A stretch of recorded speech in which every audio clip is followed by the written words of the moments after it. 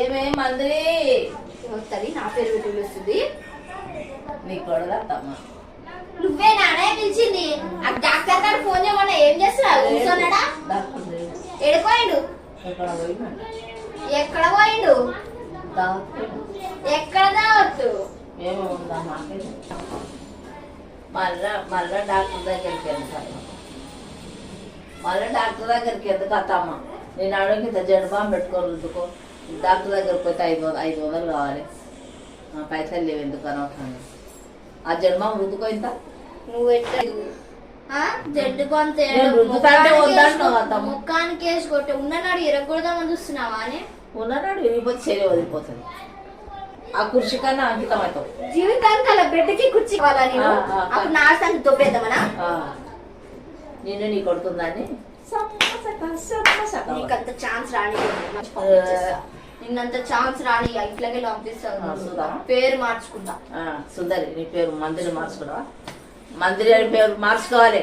మందిరి అక్కడ గుచ్చమ్మ పెట్టుకుంటా. సారీ నాకేమో నేను నవ్వుతాను. ఇంట్లో ఉన్నాయి ఎవరు నన్ను పట్టించుకోరు.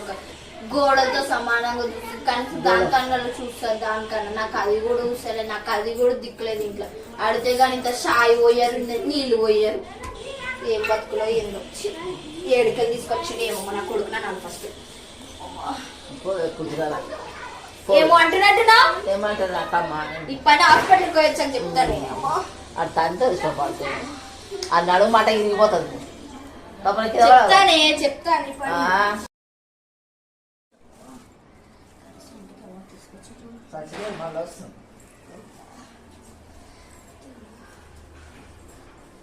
దీన్ని ఎవరు చేసుకున్నానని అన్ని రాసి రంపాన పెట్టింది.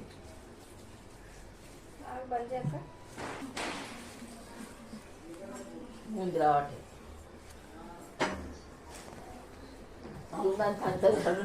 డాక్టర్ ముందని తంతరిచాడు. డాక్టర్ గారు తంతరిలో ఇది పొదరుటేంది. ఏం మందిరి ఏడ సచ్చినావు? ఇదిరా సచ్చి వస్తుంది. వస్తుందా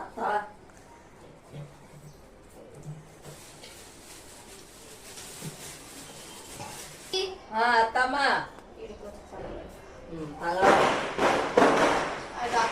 దవాఖానకి తీసి సవనికి ఇచ్చిండా?